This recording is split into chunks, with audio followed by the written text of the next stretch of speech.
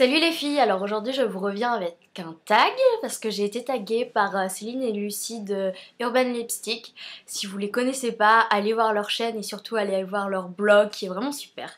Donc elles m'ont taguée pour le tag des 10 questions de Falco le petit chien. Alors ce nom de tag m'a toujours laissé complètement dubitative. Enfin, je trouve ça très drôle mais... Alors on va commencer. De quelle marque beauté, make-up, soins, produits divers as-tu été vraiment déçue? Donc je vais pas parler d'une marque en particulier parce qu'il n'y a pas une gamme de produits complète qui m'a déçue. Je vais vous parler de mon dernier flop, et pas des moindres. C'est donc de la marque Epoa.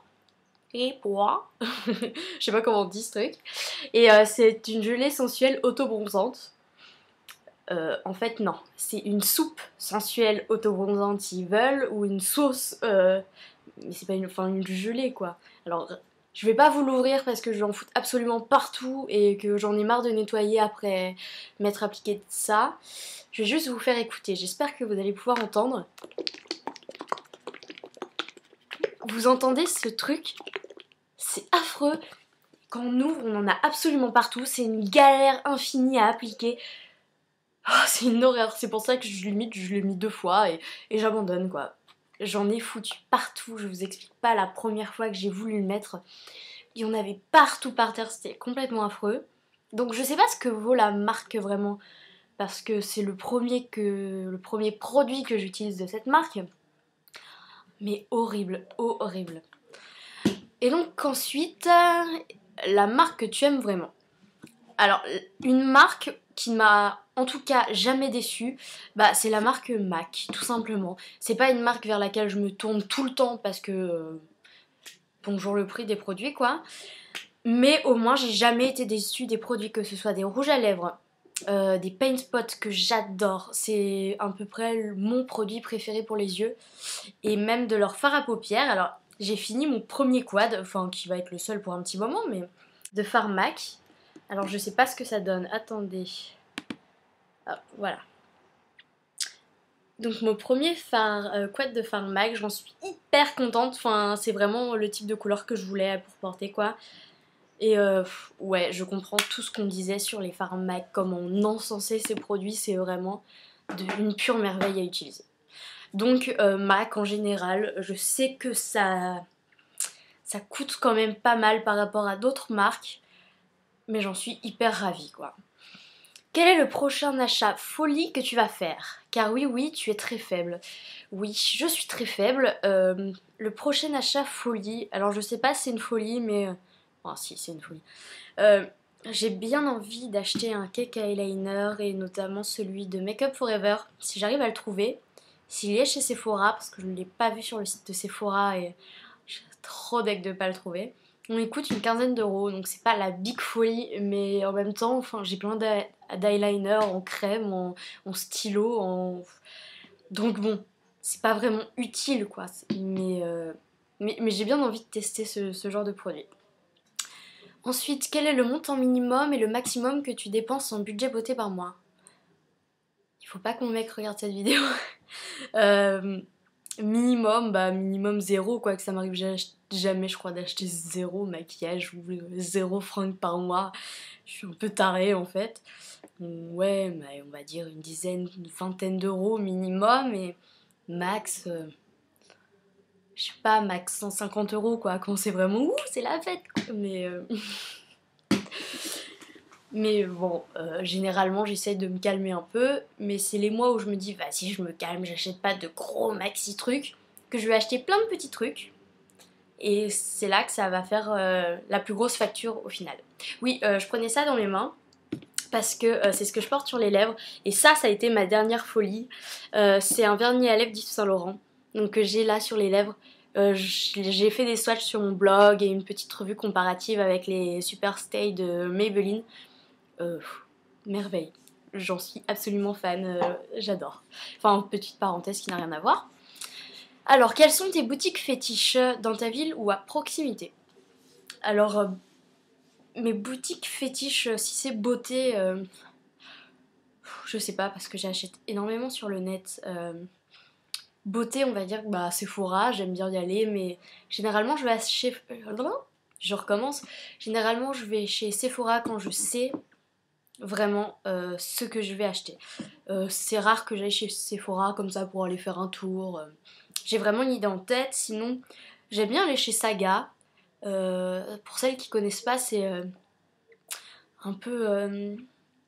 où ils vendent les fins de série, etc. De produits de beauté, donc de pas mal de marques, et du coup c'est vraiment pas cher, et donc là c'est là que j'achète un petit rouge à lèvres, des petites choses comme ça qui sont pas prévues quoi. Donc j'aime bien ce magasin là. Après en fringues, j'aime bien Mango. C'est une marque que j'aime de plus en plus même. Et d'ailleurs ils ont baissé leurs tarifs et ça c'est super cool. H&M, bah j'aime H&M mais celui de ma ville est complètement horrible. J'ai jamais vu un H&M aussi pourri. Pour vous dire, la première fois que je suis allée dans le H&M de cette ville après avoir emménagé ici, je courais, j'étais trop folle, j'avais qu'une hâte. Et je suis arrivée, j'ai retourné 3 fois le magasin et j'ai rien trouvé. Et j'étais dépitée. Enfin, tant mieux pour mon porte-monnaie, on va dire, mais... enfin voilà, donc j'aime H&M, mais pas ici. Sinon Zara, bah... Zara quoi. Puis après, c'est des petites choses que je chope à droite ou à gauche, mais j'ai pas vraiment la boutique... Ah si, Pull & Bear, j'aime beaucoup cette boutique. Ensuite, quel est le ou les principales personnes qui et qui t'ont inspiré pour faire ta chaîne ou ton blog? Alors ma chaîne YouTube, bah j'ai pas eu d'inspiration particulière, c'était juste au départ pour agrémenter mon blog de petites vidéos, que ce soit un petit peu plus ludique et sympa. Et mon blog, au départ j'aurais aimé faire un blog mode, parce que j'aime vachement ça aussi. Et finalement, merde, ça coûte 10 fois plus cher que d'avoir un blog beauté quoi. Je veux dire, moi j'ai pas les moyens de m'acheter des trucs Mage, Sandro, etc. tous les 36 du mois, donc... Et je trouvais que j'aurais rien à apporter, et prendre des photos de moi en pied comme ça, c'était pas forcément mon kiff, donc au final j'ai abandonné. Et au bout de quelques mois, je me suis dit, tiens, si je faisais un blog beauté, parce que j'aimais énormément ça aussi, à valeur égale d'ailleurs. Et je me suis lancée, et celles qui m'ont inspirée, c'est... Il y a le blog Le Rose aux Joues. Si vous le connaissez pas, allez le voir, enfin tapez ça sur Google si je pense pas à le mettre en barre d'infos. J'adore son blog, il est vraiment super bien fait, les designs sont magnifiques. Et sinon, ouais, il y a pas mal de blogueuses mode aussi qui m'ont inspirée. Donc à la base, pour faire un blog mode, donc il y a Kenza de la revue de Kenza que j'aime beaucoup. Des filles comme Adeline Rapon ou Betty du blog, le blog de Betty. Voilà. Alors, si tu ne pouvais prendre qu'un produit beauté sur une île ultra déserte. Ultra déserte, toi. Personne. Que choisirais-tu? Alors déjà, si c'était c'était ultra désert, bah je prendrais rien quoi. Enfin en make-up en tout cas, je prendrais rien. En soins, donc je prendrais qu'un truc. Je reviens tout de suite parce que j'ai oublié. En soins, je prendrais l'huile prodigieuse de NYX, qui est mon produit de beauté préféré. Parce qu'il s'applique, enfin moi je l'applique sur les cheveux, je l'applique sur le visage pratiquement tous les soirs, je l'applique sur le corps. Enfin sur le corps j'essaie de pas trop l'appliquer pour pas trop le faire descendre. Et puis j'ai des beurres pour le corps à finir, enfin bref, on n'est pas là pour ça. Mais ça fait tout, et donc je pense que je me dirigerais vers... Je pense que je me redirigerais vers ce produit-là, du coup. Hein. Bon, si je faisais mascara et rouge à lèvres, ce serait mieux aussi, mais on s'en contente. Quelle a été ta pire catastrophe make-up? Alors je crois que ma pire catastrophe make-up fut mon premier Smokey Eyes. Parce que j'ai ressemblé très vite à un panda trop fatigué qui s'était pris un cocard. Pour toi, quel âge moyen pour se maquiller? Alors déjà, si on me demande à quel âge tu t'es maquillée, j'en ai aucun souvenir. Parce que l'âge où j'ai vraiment commencé à me mettre de la poudre, machin, c'était très tard. Moi ça a été dès le départ du mascara, point. Même pas de crayon noir, etc. J'ai jamais été fan du crayon noir sur moi. Donc le mascara. Et quel âge? Ben, je pense que ça dépend. J'ai mis du mascara assez tôt, genre en 6ème, 5ème pour sortir, repas de famille, enfin pas sortir en boîte, hein, repas de famille, etc. Mais après, à quel âge? Je sais pas, vers la 4ème, 5ème, 4ème, 3ème, je pense légèrement commencer. Faut que ça reste quand même très naturel, quoi. Faut pas non plus faire les aguicheuses trop vite. Enfin, je pense que plus on se maquille jeune, plus on se sexualise jeune aussi, et c'est pas bon tout ça. Comment je fais la moralisatrice pour le n'importe quoi. Enfin bref. Quelle est la blague la plus pourrie que tu connaisses? J'en ai tellement, je connais que des blagues pourries, je crois. La plus pourrie. euh, la plus pourrie. C'est un squelette qui rentre dans un bar et qui dit bonjour, je voudrais une bière et une serpillière s'il vous plaît.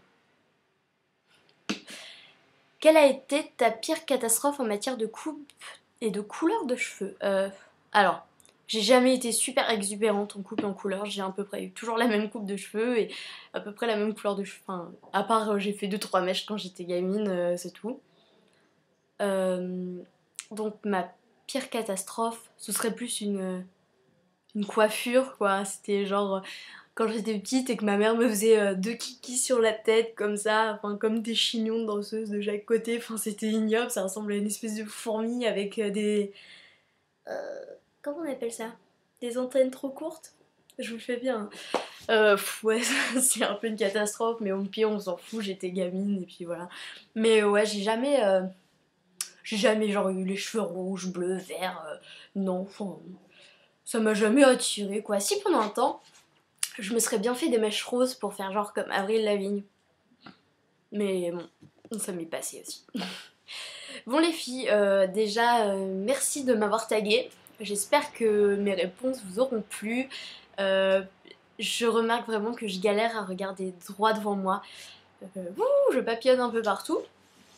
Sinon à toutes je vous fais des gros bisous. Merci, vous êtes de plus en plus nombreuses à vous abonner et bon, bah, on n'est pas 1000 quoi, loin de là, mais c'est super gentil et sinon je vous retrouve sur mon blog également que je vous mettrai dans la barre d'infos. Je vous fais à toutes des gros bisous et à très bientôt. Salut!